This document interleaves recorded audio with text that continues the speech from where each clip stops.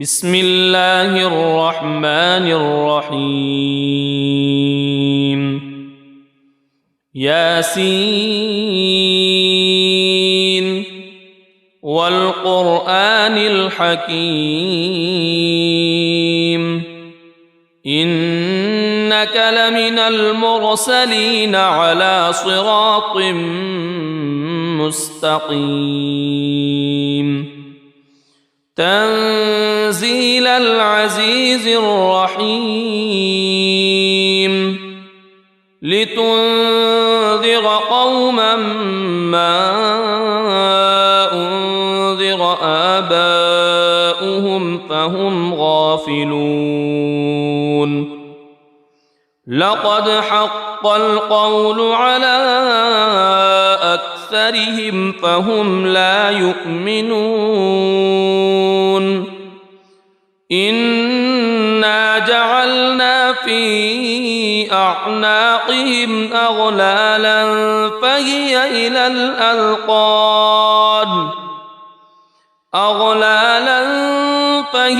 إلى الأذقان فهم مقمحون وجعلنا من بين أيديهم سدا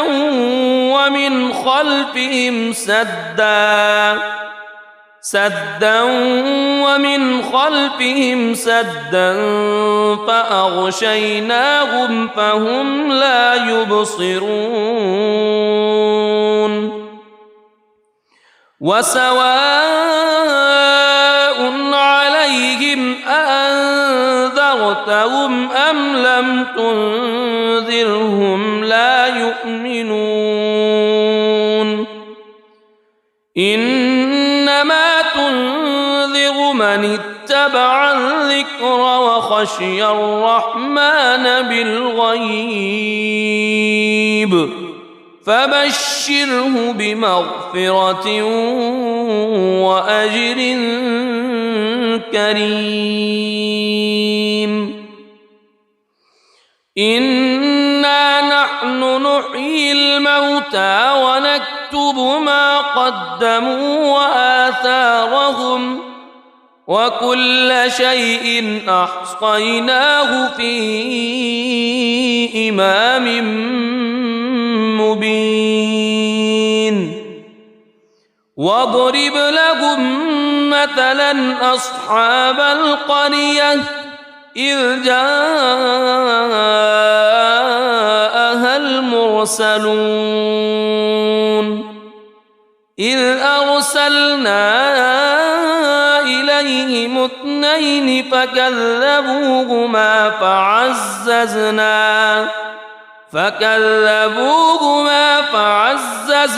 بثالث فقالوا إنا إليكم مرسلون قالوا ما أنتم إلا بشر مثلنا وما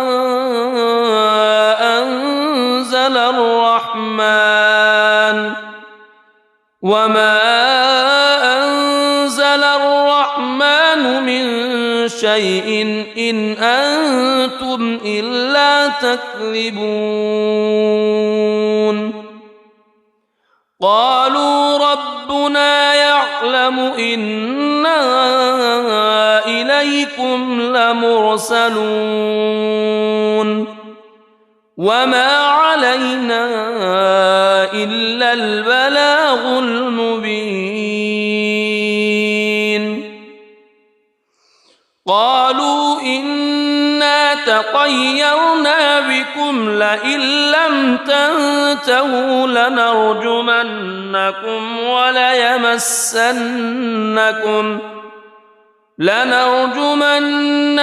وليمسنكم منا عذاب أليم قالوا طائركم معكم أئن ذكرتم بل أنتم قوم مسرفون وجاء من أقصى المدينة رجل يسعى قال يا قوم اتبعوا المرسلين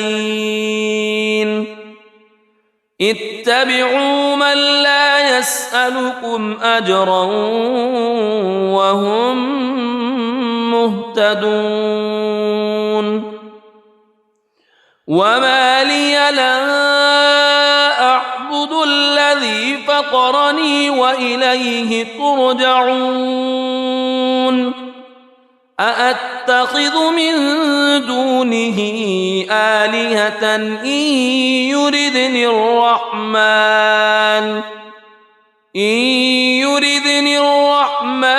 بضر لا تغن عني شفاعتهم شيئا ولا ينقذون إني إذا لفي ضلال مبين إني آمنت بربكم فاسمعون قيل ادخل الجنة قال يا ليت قومي يعلمون بما غفر لي ربي وجعلني من المكرمين وما أنزلنا على قومه من بعده من جند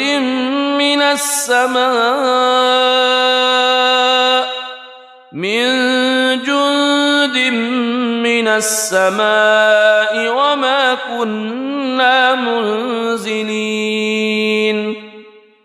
إن كانت إلا صيحة واحدة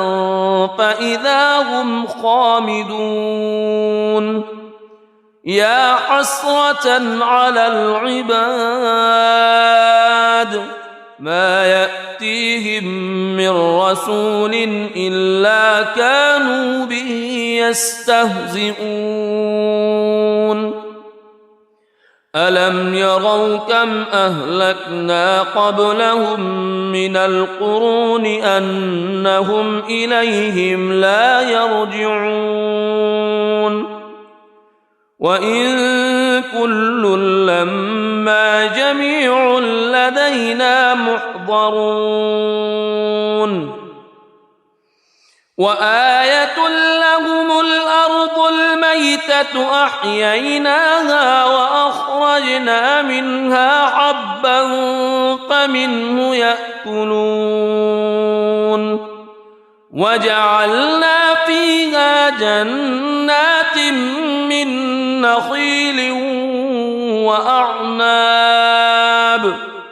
من نخيل وأعناب وفجرنا فيها من العيون ليأكلوا من ثمره وما عملته أيديهم أفلا يشكرون سبحان الذي خلق الأزواج كلها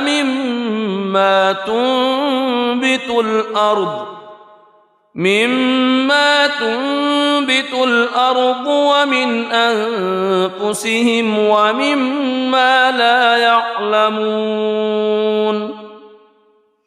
وآية لهم الليل نسلخ منه النهار فإذا هم مظلمون والشمس تجري لمستقر لها ذلك تقدير العزيز العليم والقمر قدرناه منازل حتى عاد كالعرجون القديم لا الشمس ينبغي لها أن تدرك القمر ولا الليل سابق النهار وكل في فلك يسبحون وآية لهم أنا حملنا ذريتهم في الفلك المشحون وخلقنا لهم من مثله ما يركبون وإن نشأ نغرقهم فلا صريخ لهم ولا هم ينقذون إلا رحمة منا ومتاعا إلى حين وإذا قيل لهم اتقوا ما بين أيديكم وما خلفكم لعلكم ترحمون وما تأتيهم من آية من آيات ربهم إلا كانوا عنها معرضين وإذا قيل لهم أنفقوا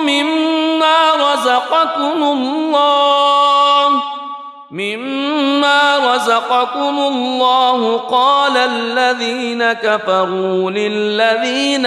آمنوا أنطعم من لو يشاء الله أطعمه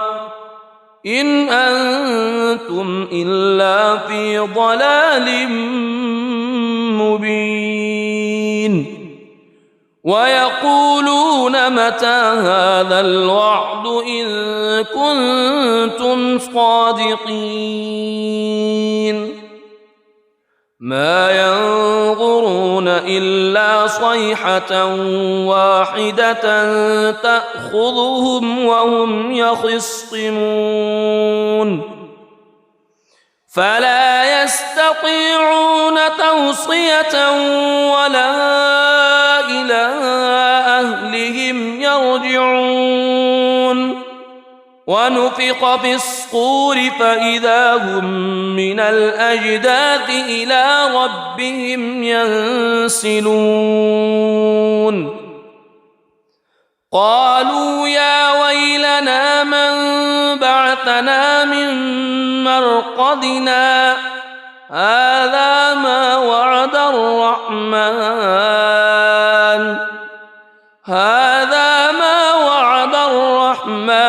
وصدق المرسلون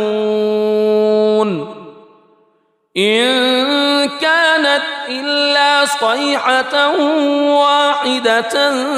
فإذا هم جميع لدينا محضرون فاليوم لا تظلم نفس شيئا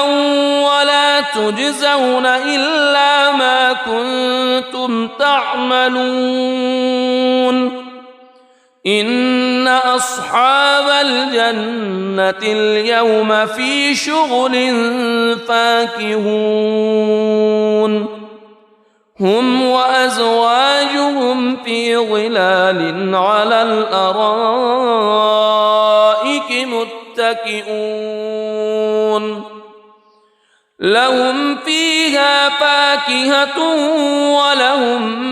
ما يدعون سلام قولا من رب رحيم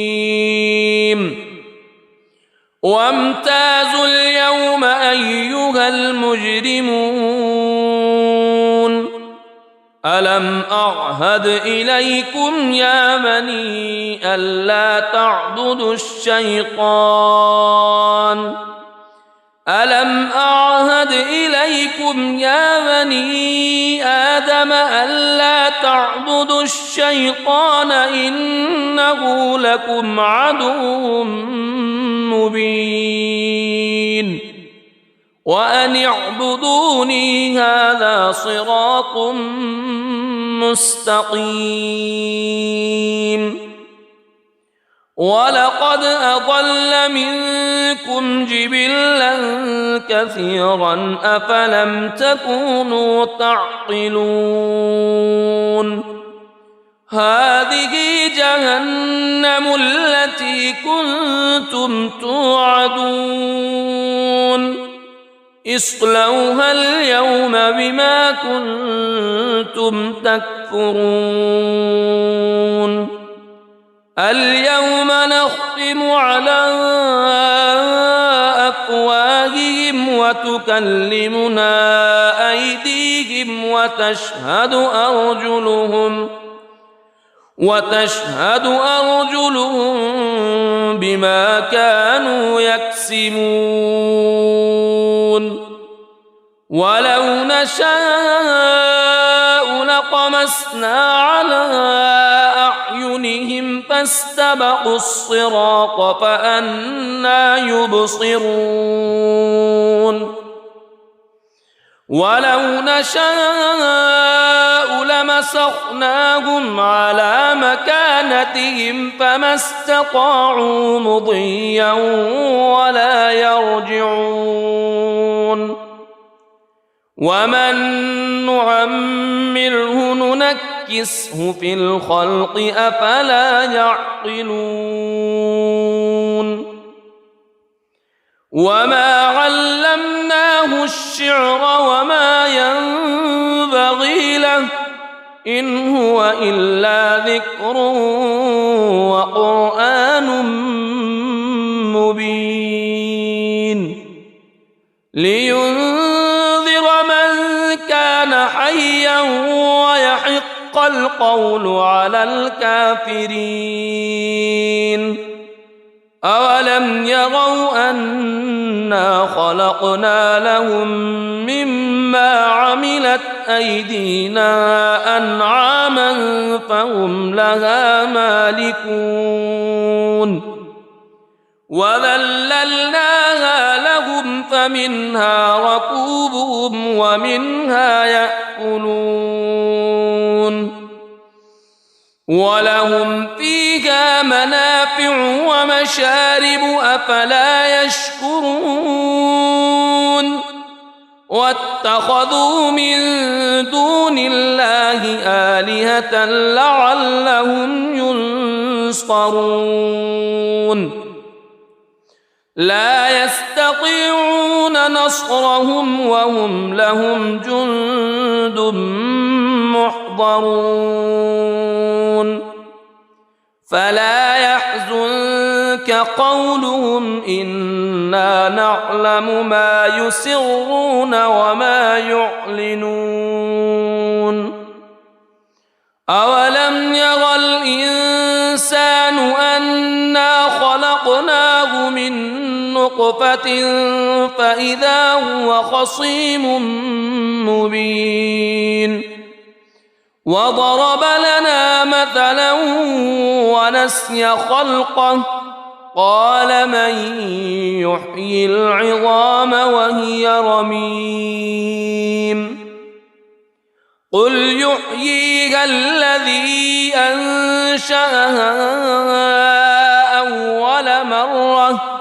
وهو بكل خلق عليم الذي جعل لكم من الشجر الأخضر نارا فإذا أنتم منه توقدون أوليس الذي خلق السماوات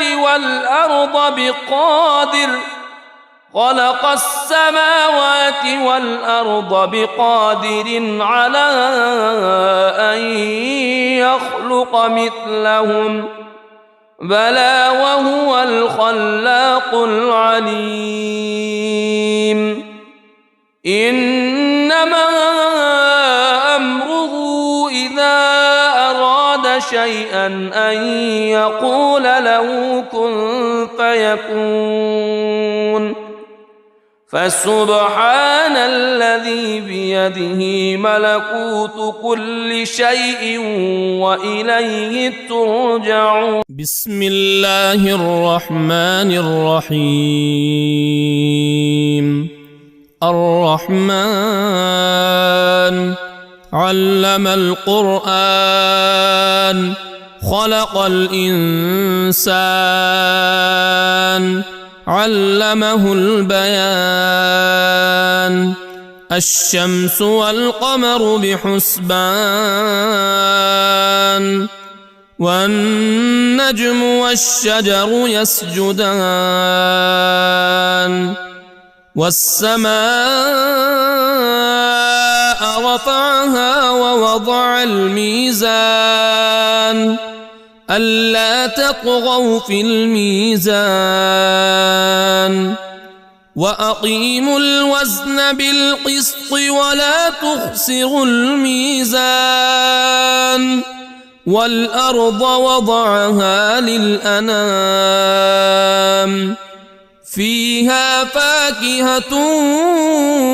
والنخل ذات الأكمام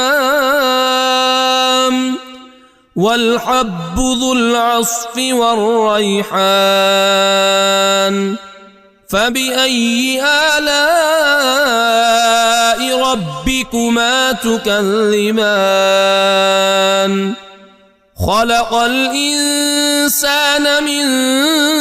صلصال كالفخار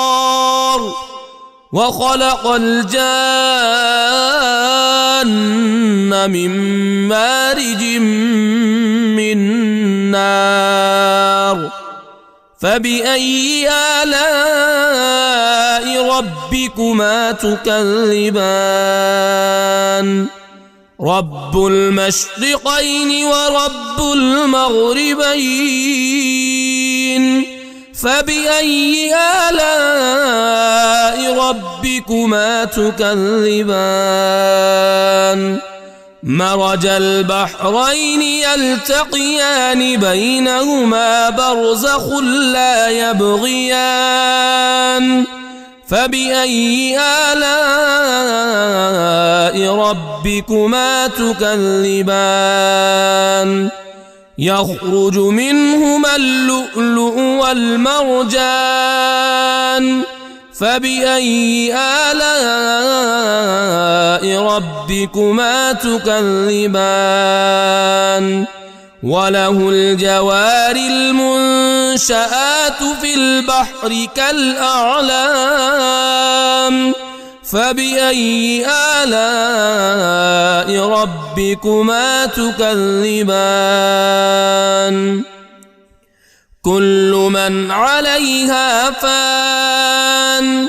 ويبقى وجه ربك ذو الجلال والإكرام فبأي آلاء ربكما تكذبان يسأله من في السماوات والأرض كل يوم هو في شأن فبأي آلاء ربكما تكذبان سنفرغ لكم أيها الثقلان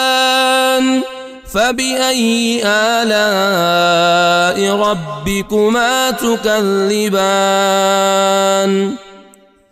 يا معشر الجن والإنس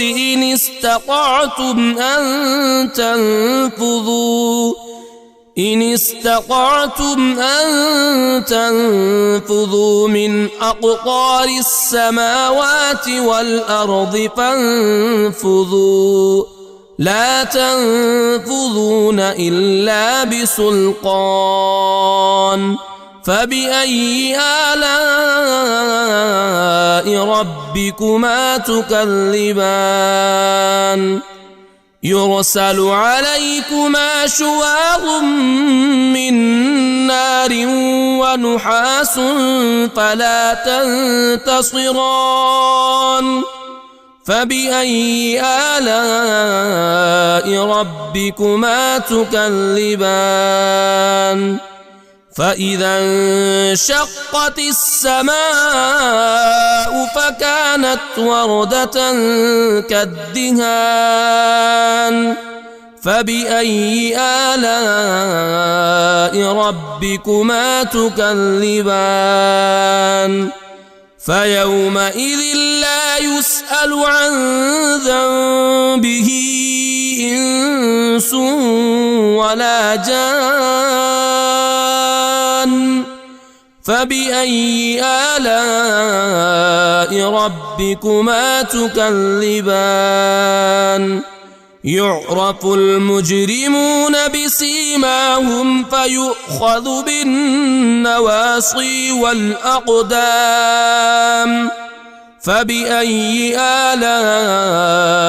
ربكما تكذبان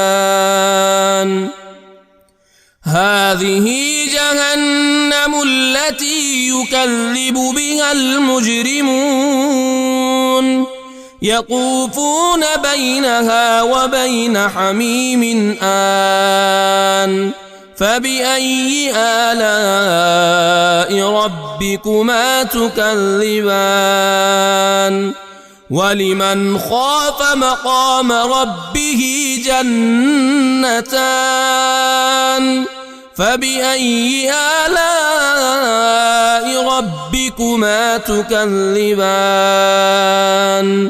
ذواتا أفنان فبأي آلاء ربكما تكذبان فيهما عينان تجريان فبأي آلاء ربكما تكذبان فيهما من كل فاكهة زوجان فبأي آلاء ربكما تكذبان متكئين على فرش بطائنها من استبرق وجنى الجنتين دان فبأي آلاء ربكما تكذبان فيهن قاصرات الطرف لم يطمثهن إنس قبلهم ولا جان فبأي آلاء ربكما تكذبان كأنهن الياقوت والمرجان فبأي آلاء ربكما تكذبان هل جزاء الإحسان إلا الإحسان فبأي آلاء ربكما تكذبان ومن دونهما جنتان فبأي آلاء ربكما تكذبان مدهامتان فبأي آلاء ربكما تكذبان فيهما عينان نضاختان فبأي آلاء ربكما تكذبان فيهما فاكهة ونخل ورمان فبأي آلاء ربكما تكذبان فيهن خيرات حسان فبأي آلاء ربكما تكذبان حور مقصورات في الخيام فبأي آلاء ربكما تكذبان لم يطمثهن إنس قبلهم ولا جان فبأي آلاء ربكما تكذبان متكئين على رفرف خضر وعبقري حسان فبأي آلاء ربكما تكذبان تبارك اسم ربك ذي الجلال والإكرام. بسم الله الرحمن الرحيم. ياسين والقرآن الحكيم إنك لمن المرسلين على صراط مستقيم تنزيل العزيز الرحيم لتنذر قوما ما أنذر آباؤهم فهم غافلون لقد حق القول على أكثرهم فهم لا يؤمنون إنا جعلنا في أعناقهم أغلالا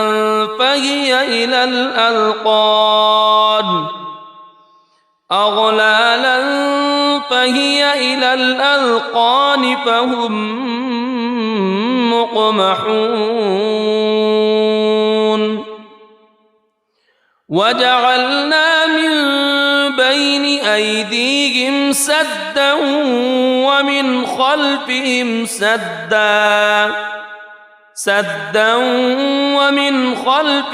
سدا فأغشيناهم فهم لا يبصرون وسواء عليهم أأنذرتهم أم لم تنذرهم لا يؤمنون إنما تنذر من اتبع الذكر وخشي الرحمن بالغيب فبشره بمغفرة وأجر كريم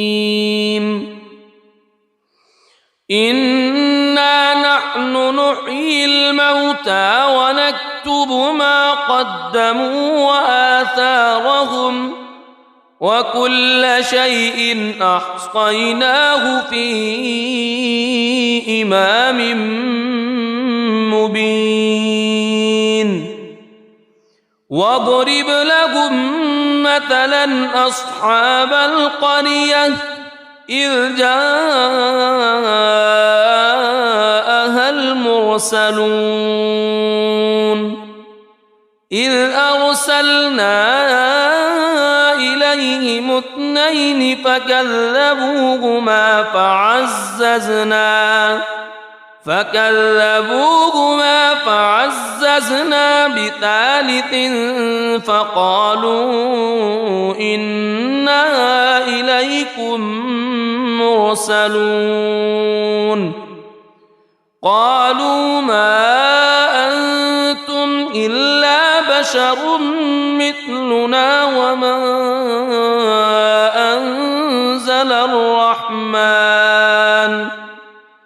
وما أنزل الرحمن من شيء إن أنتم إلا تكذبون قالوا ربنا يعلم إنا إليكم لمرسلون وما علينا إلا البلاغ المبين قالوا إنا تطيرنا بكم لئن لم تنتهوا لنرجمنكم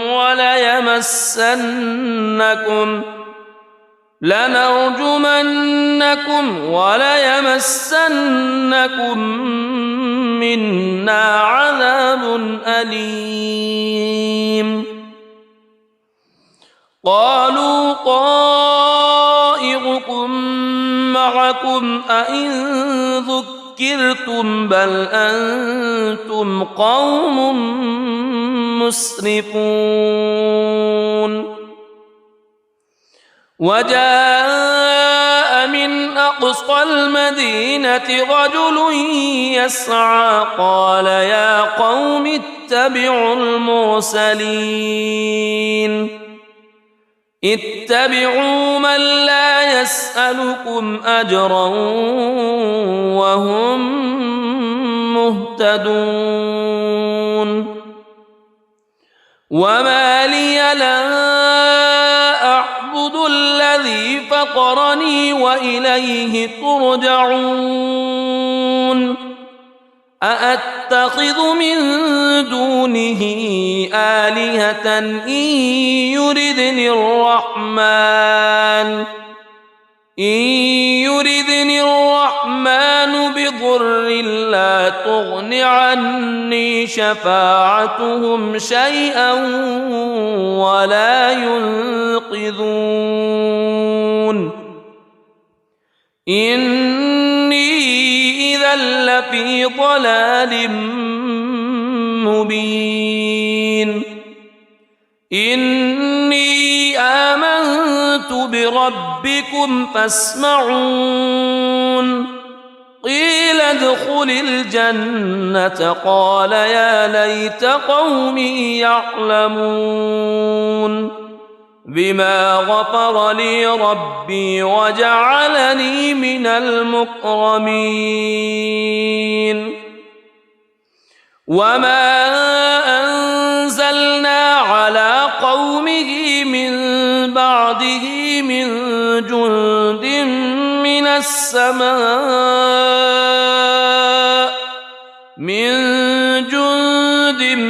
من السماء وما كنا منزلين إن كانت إلا صيحة واحدة فإذا هم خامدون يا حسرة على العباد ما يأتيهم من رسول إلا كانوا به يستهزئون ألم يروا كم أهلكنا قبلهم من القرون أنهم إليهم لا يرجعون وإن كل لما جميع لدينا محضرون وآية لهم الأرض الميتة أحييناها وأخرجنا منها حبا فمنه يأكلون وجعلنا فيها جنات من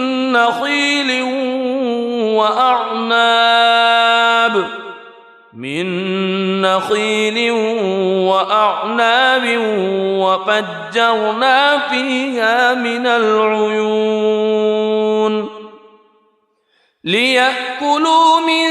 ثمره وما عملته أيديهم أفلا يشكرون سبحان الذي خلق الأزواج كلها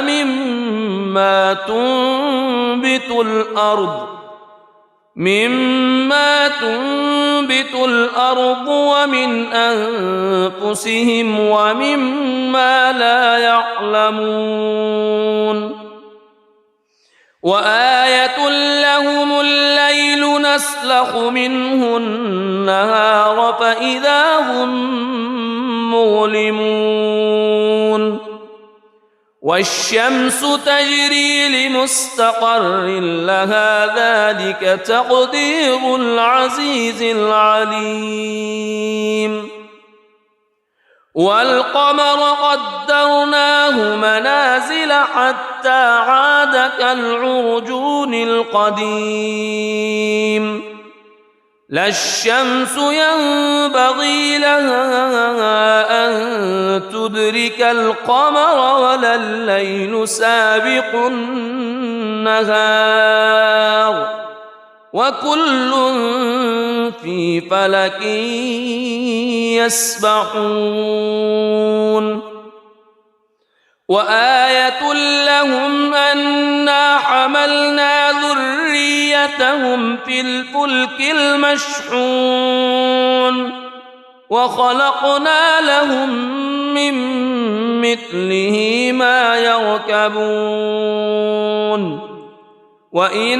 نشأ نغرقهم فلا صريخ لهم ولا هم ينقذون إلا رحمة منا ومتاعا إلى حين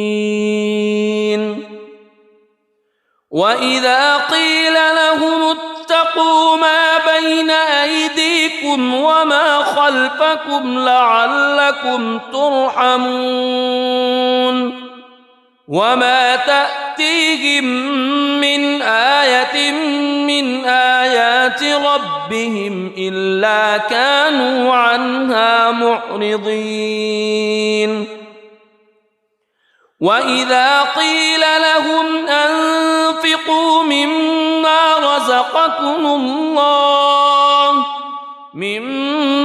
رزقكم الله قال الذين كفروا للذين آمنوا أنطعم من لو يشاء الله أطعمه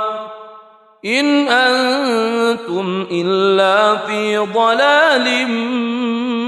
مبين ويقولون متى هذا الوعد إن كنتم صادقين ما ينظرون إلا صيحة واحدة تأخذهم وهم يخصمون فلا يستطيعون توصية ولا إلى أهلهم يرجعون ونفخ في الصور فإذا هم من الأجداث إلى ربهم ينسلون قالوا يا ويلنا من بعثنا من مرقدنا هذا ما وعد الرحمن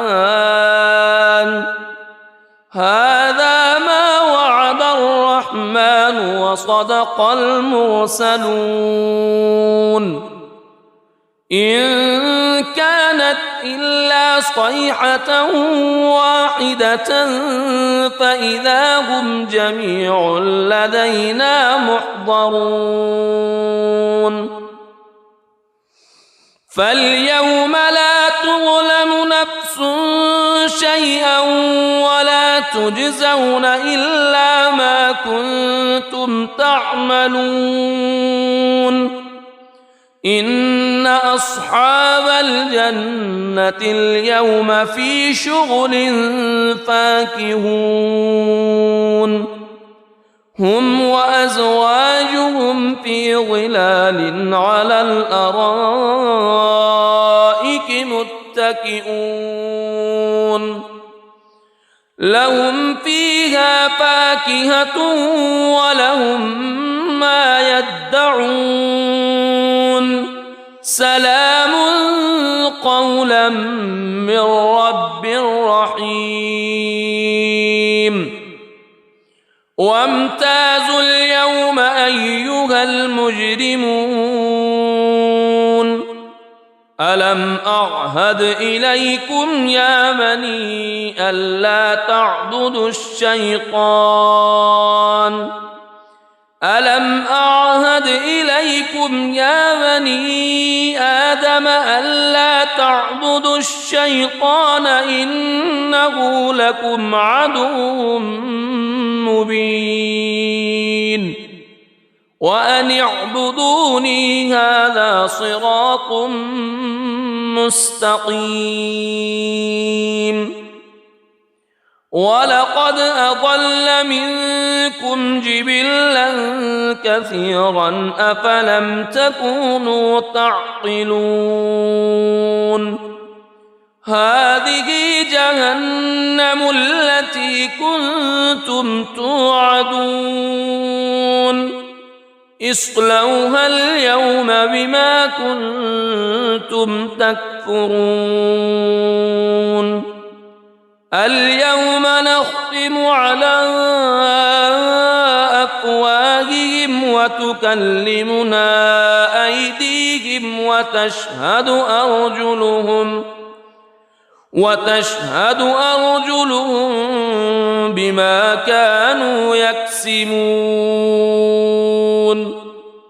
ولو نشاء لطمسنا على أعينهم فاستبقوا الصراط فأنى يبصرون ولو نشاء لمسخناهم على مكانتهم فما استطاعوا مضيا ولا يرجعون ومن نعمره ننكسه في الخلق أفلا يعقلون وما علمناه الشعر وما ينبغي له إن هو إلا ذكر وقرآن مبين لينذر من كان حيا ويحق القول على الكافرين أولم يروا أنا خلقنا لهم مما عملت أيدينا أنعاما فهم لها مالكون وذللناها لهم فمنها ركوبهم ومنها يأكلون ولهم فيها منافع ومشارب أفلا يشكرون واتخذوا من دون الله آلهة لعلهم ينصرون لا يستطيعون نصرهم وهم لهم جند محضرون فلا يحزنك قولهم إنا نعلم ما يسرون وما يعلنون أولم ير الإنسان أنا خلقناه من نطفة فإذا هو خصيم مبين وضرب لنا مثلا ونسي خلقه قال من يحيي العظام وهي رميم قل يحييها الذي أنشأها أول مرة وهو بكل خلق عليم الذي جعل لكم من الشجر الأخضر نارا فإذا أنتم منه توقدون أوليس الذي خلق السماوات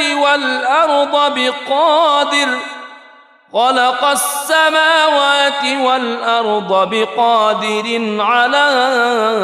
أن يخلق مثلهم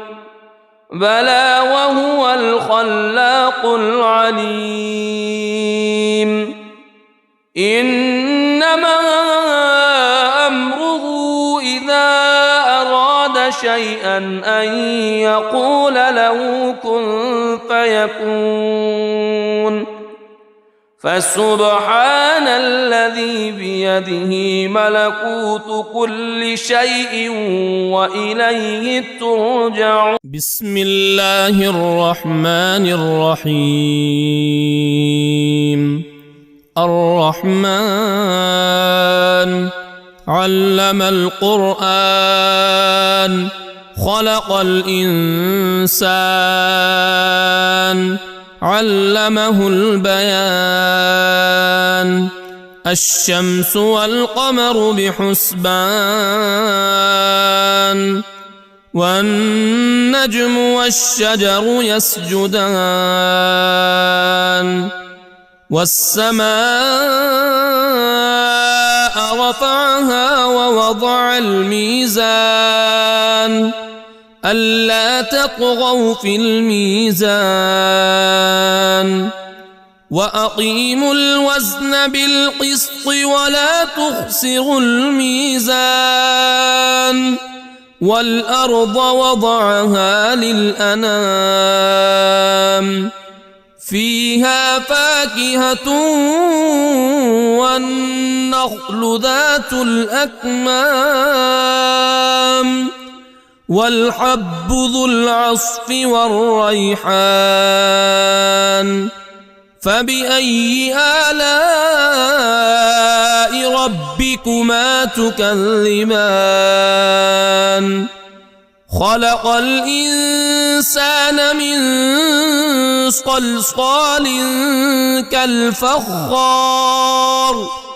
وخلق الجان من مارج من نار. فبأي آلاء ربكما تكذبان؟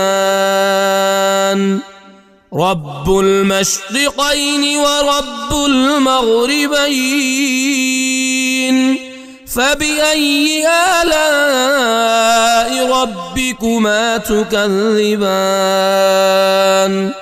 مرج البحرين يلتقيان بينهما برزخ لا يبغيان. فبأي آلاء ربكما تكذبان؟ يخرج منهما اللؤلؤ والمرجان.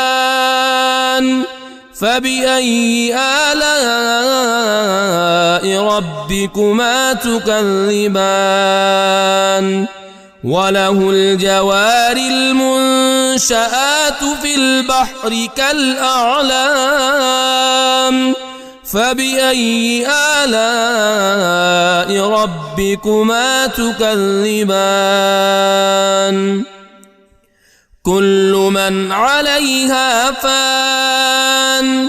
ويبقى وجه ربك ذو الجلال والإكرام. فبأي آلاء ربكما تكذبان؟ يسأله من في السماوات والأرض كل يوم هو في شأن. فبأي آلاء ربكما تكذبان؟ سنفرغ لكم أيها الثقلان. فبأي آلاء ربكما تكذبان؟ يا معشر الجن والإنس إن استطعتم أن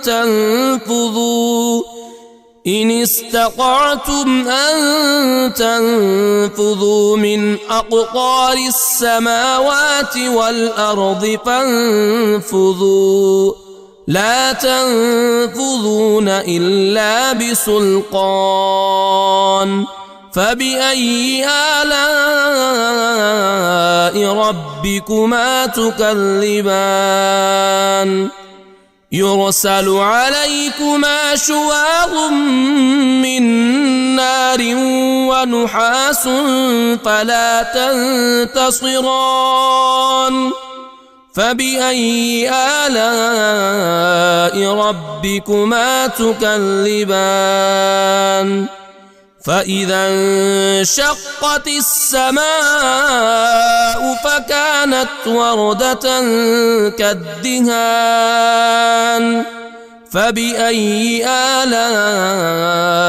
ربكما تكذبان فيومئذ لا يسأل عن ذنبه إنس ولا جان فبأي آلاء ربكما تكذبان يعرف المجرمون بسيماهم فيؤخذ بالنواصي والأقدام فبأي آلاء ربكما تكذبان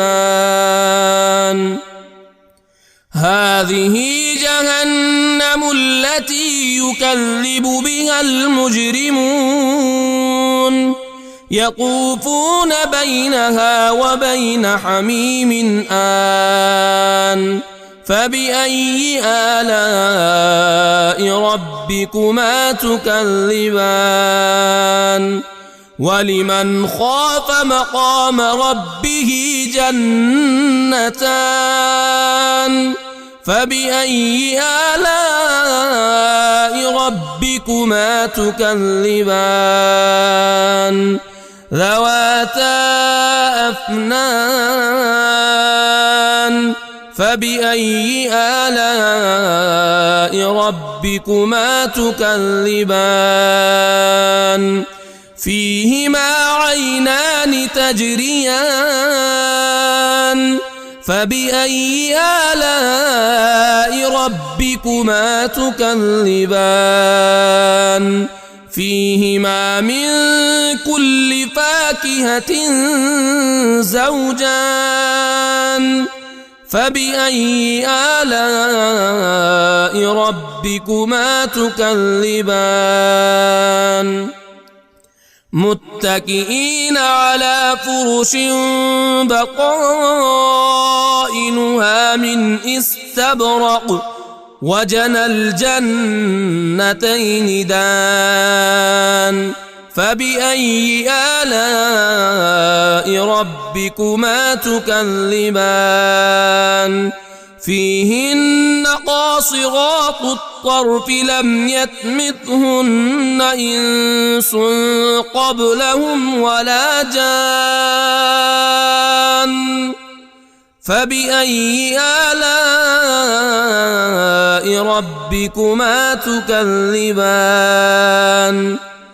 كأنهن الياقوت والمرجان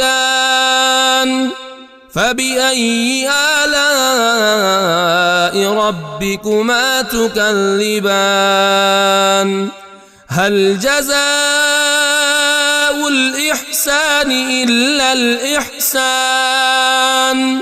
فبأي آلاء ربكما تكذبان ومن دونهما جنتان فبأي آلاء ربكما تكذبان مدهامتان فبأي آلاء ربكما تكذبان فيهما عينان نضاختان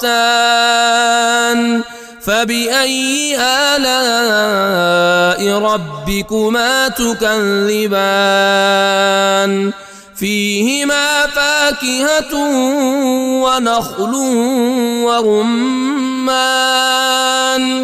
فبأي آلاء ربكما تكذبان فيهن خيرات حسان فبأي آلاء ربكما تكذبان حور مقصورات في الخيام فبأي آلاء ربكما تكذبان لم يطمثهن إنس قبلهم ولا جان فبأي آلاء ربكما تكذبان متكئين على رفرف خضر وعبقري حسان فبأي آلاء ربكما تكذبان تبارك اسم ربك ذي الجلال والإكرام بسم الله الرحمن الرحيم ياسين والقرآن الحكيم إنك لمن المرسلين على صراط مستقيم تنزيل العزيز الرحيم لتنذر قوما ما أنذر آباؤهم فهم غافلون لقد حق القول على أكثرهم فهم لا يؤمنون إنا جعلنا في أعناقهم أغلالا فهي إلى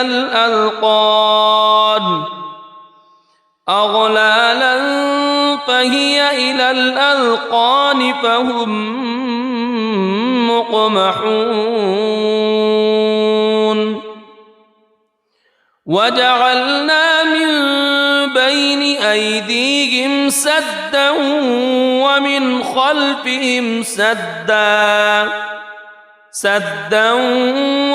خلفهم سدا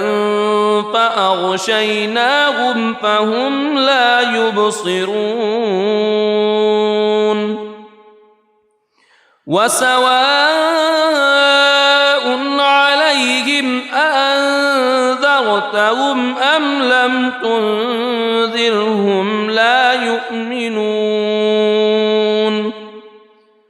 إنما تنذر من اتبع الذكر وخشي الرحمن بالغيب فبشره بمغفرة وأجر كريم إنا نحن نحيي الموتى ونكتب ما قدموا وآثارهم وكل شيء أحصيناه في إمام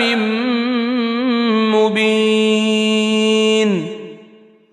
واضرب لهم مثلا أصحاب القرية إذ جاءها المرسلون إذ أرسلنا إليهم اثنين فكذبوهما فعززنا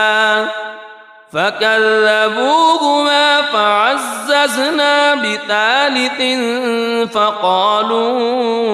إنا إليكم مرسلون قالوا ما أنتم إلا بشر مثلنا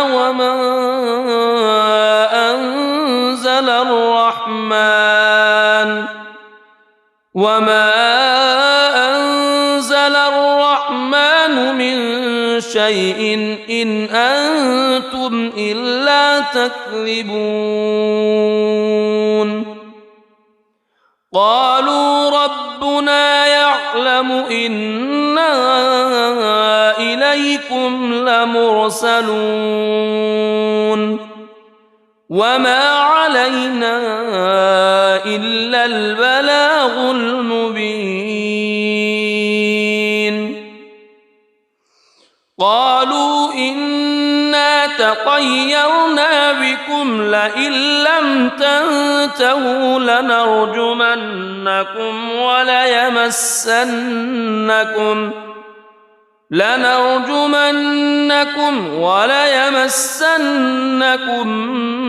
منا عذاب أليم قالوا طائركم معكم أئن ذكرتم بل أنتم قوم مسرفون وجاء من أقصى المدينة رجل يسعى قال يا قوم اتبعوا اتبعوا من لا يسألكم أجرا وهم مهتدون وما لي لا أعبد الذي فطرني وإليه ترجعون أأتخذ من دونه آلهة إن يردني الرحمن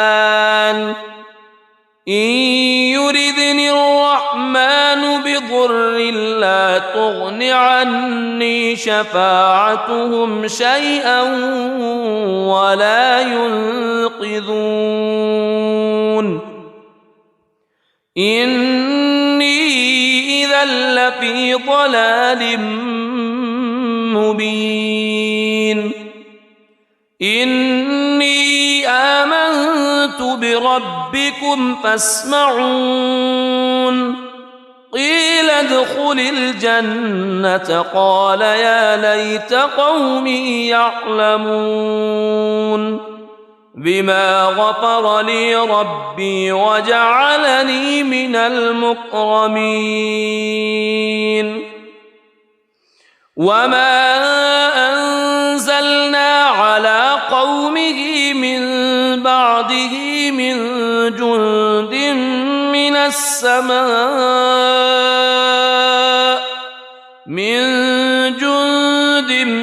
من السماء وما كنا منزلين إن كانت إلا صيحة واحدة فإذا هم خامدون يا حسرة على العباد ما يأتيهم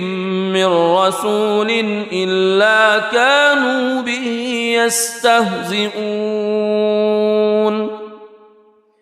ألم يروا كم أهلكنا قبلهم من القرون أنهم إليهم لا يرجعون وإن كل لما جميع لدينا محضرون وآية لهم الأرض الميتة أحييناها وأخرجنا منها حبا فمنه يأكلون وجعلنا فيها جنات من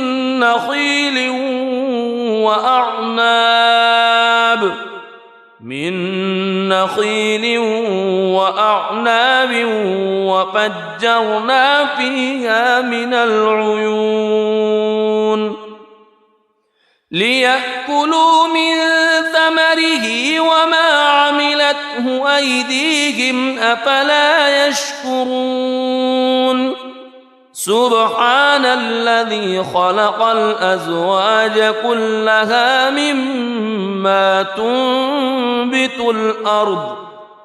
مما تنبت الأرض ومن أنفسهم ومما لا يعلمون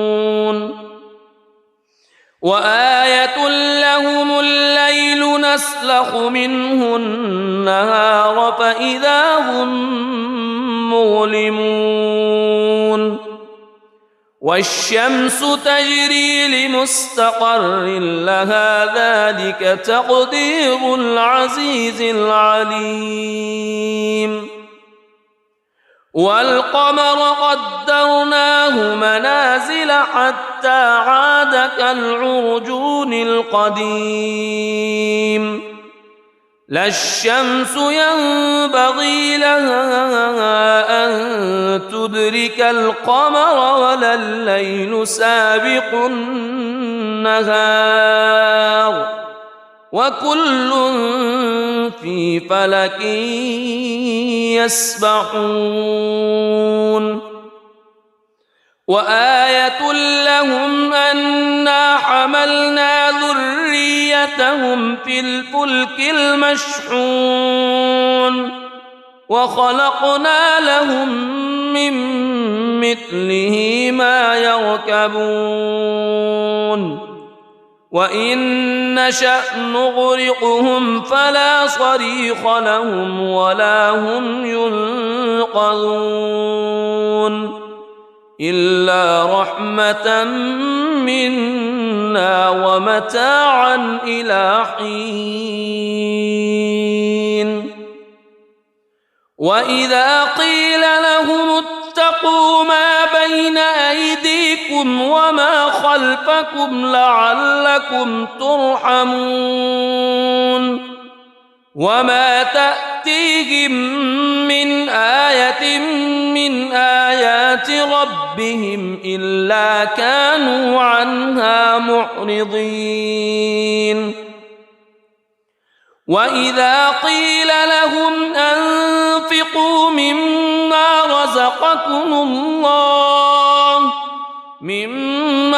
رزقكم الله قال الذين كفروا للذين آمنوا أنطعم من لو يشاء الله أطعمه إن أنتم إلا في ضلال مبين ويقولون متى هذا الوعد إن كنتم صادقين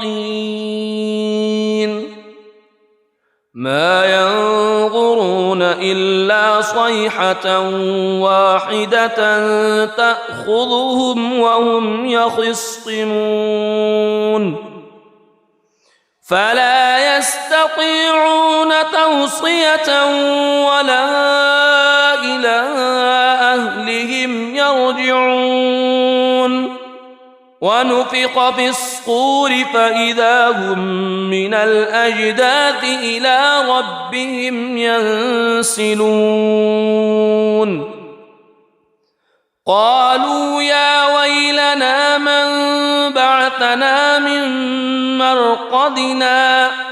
هذا ما وعد الرحمن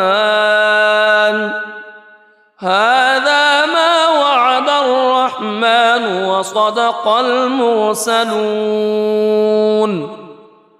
إن كانت إلا صيحة واحدة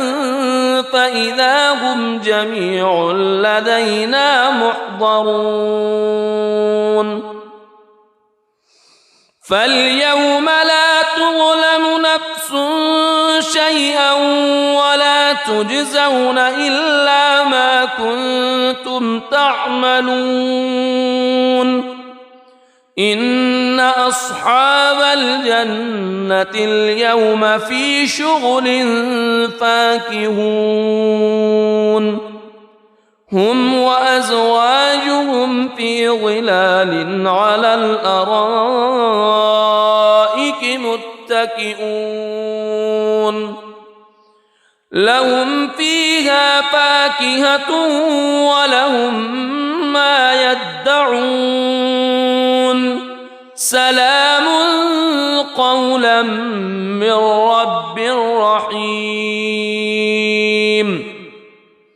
وامتازوا اليوم أيها المجرمون ألم أعهد إليكم يا بني ألا تعبدوا الشيطان ألم أعهد إليكم يا بني آدم ألا تعبدوا الشيطان إنه لكم عدو مبين وأن اعبدوني هذا صراط مستقيم ولقد أضل منكم جبلا كثيرا أفلم تكونوا تعقلون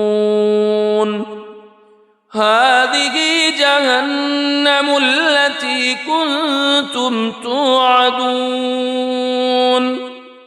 اصلوها اليوم بما كنتم تكفرون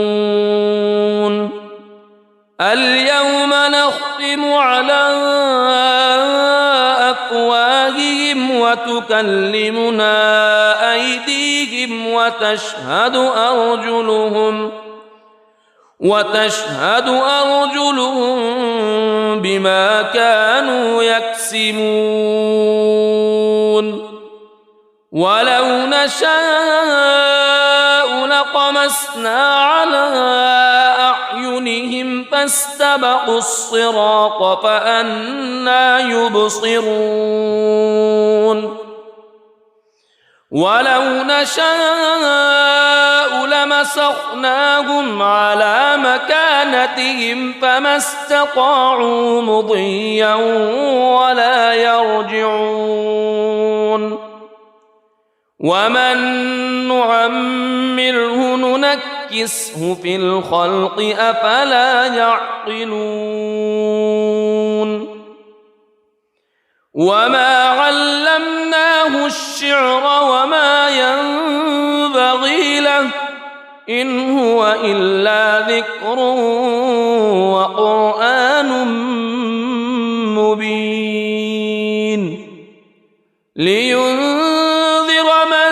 كان حيا ويحق القول على الكافرين أولم يروا أنا خلقنا لهم مما عملت أيدينا أنعاما فهم لها مالكون وذللناها لهم فمنها ركوبهم ومنها يأكلون ولهم فيها منافع ومشارب أفلا يشكرون واتخذوا من دون الله آلهة لعلهم ينصرون لا يستطيعون نصرهم وهم لهم جند محضرون فلا يحزنك قولهم إنا نعلم ما يسرون وما يعلنون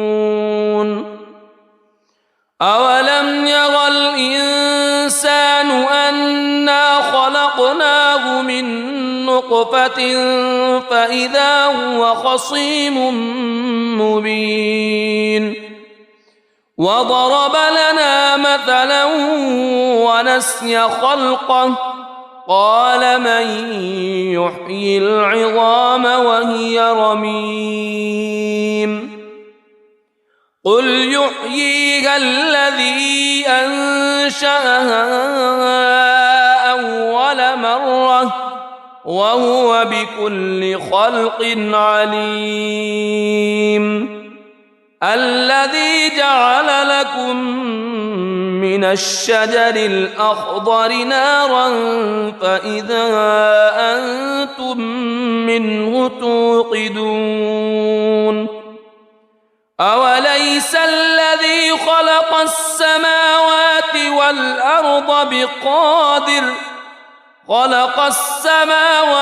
والأرض بقادر على أن يخلق مثلهم بلى وهو الخلاق العليم إنما أمره إذا أراد شيئا أن يقول له كن فيكون فسبحان الذي بيده ملكوت كل شيء وإليه ترجعون. بسم الله الرحمن الرحيم. الرحمن علم القرآن خلق الإنسان علمه البيان الشمس والقمر بحسبان والنجم والشجر يسجدان والسماء رفعها ووضع الميزان ألا تطغوا في الميزان وأقيموا الوزن بالقسط ولا تخسروا الميزان والأرض وضعها للأنام فيها فاكهة والنخل ذات الأكمام والحب ذو العصف والريحان فبأي آلاء ربكما تكذبان خلق الإنسان من صلصال كالفخار وخلق الجان من مارج من نار فبأي آلاء ربكما تكذبان رب المشرقين ورب المغربين فبأي آلاء ربكما تكذبان مرج البحرين يلتقيان بينهما برزخ لا يبغيان فبأي آلاء ربكما تكذبان يخرج منهما اللؤلؤ والمرجان فبأي آلاء ربكما تكذبان وله الجوار المنشآت في البحر كالأعلام فبأي آلاء ربكما تكذبان كل من عليها فان ويبقى وجه ربك ذو الجلال والإكرام فبأي آلاء ربكما تكذبان يسأله من في السماوات والأرض كل يوم هو في شأن فبأي آلاء ربكما تكذبان سنفرغ لكم أيها الثقلان فبأي آلاء ربكما تكذبان يا معشر الجن والإنس إن استطعتم أن إن استطعتم أن تنفذوا من أقطار السماوات والأرض فانفذوا لا تنفذون إلا بسلطان فبأي آلاء ربكما تكذبان يرسل عليكما شواظ من نار ونحاس فلا تنتصران فبأي آلاء ربكما تكذبان فإذا انشقت السماء فكانت وردة كالدهان فبأي آلاء ربكما تكذبان فيومئذ لا يسأل عن ذنبه إنس ولا جان فبأي آلاء ربكما تكذبان يعرف المجرمون بسيماهم فيؤخذ بالنواصي والأقدام فبأي آلاء ربكما تكذبان هذه جهنم التي يكذب بها المجرمون يطوفون بينها وبين حميم آن فبأي آلاء ربكما تكذبان ولمن خاف مقام ربه جنتان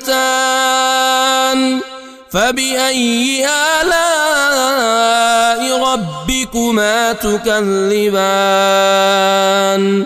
ذواتا أفنان فبأي آلاء ربكما تكذبان فيهما عينان تجريان فبأي آلاء ربكما تكذبان فيهما من كل فاكهة زوجان فبأي آلاء ربكما تكذبان متكئين على فرش بطائنها من استبرق وجنى الجنتين دان فبأي آلاء ربكما تكذبان فيهن قاصرات الطرف لم يطمثهن إنس قبلهم ولا جان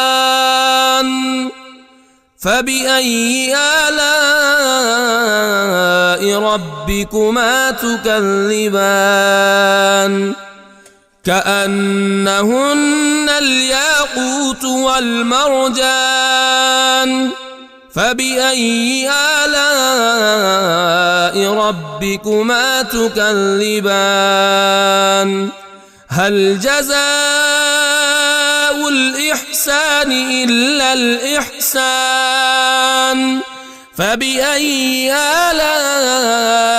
ربكما تكذبان ومن دونهما جنتان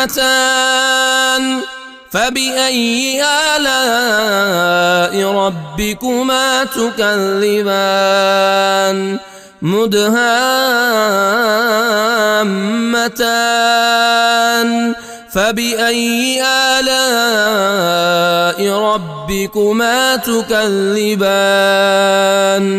فيهما عينان نضاختان فبأي آلاء ربكما تكذبان فيهما فاكهة ونخل ورمان فبأي آلاء ربكما تكذبان فيهن خيرات حسان فبأي آلاء ربكما تكذبان حور مقصورات في الخيام فبأي آلاء ربكما تكذبان لم يطمثهن إنس قبلهم ولا جان فبأي آلاء ربكما تكذبان متكئين على رفرف خضر وعبقري حسان فبأي آلاء ربكما تكذبان تبارك اسم ربك ذي الجلال والإكرام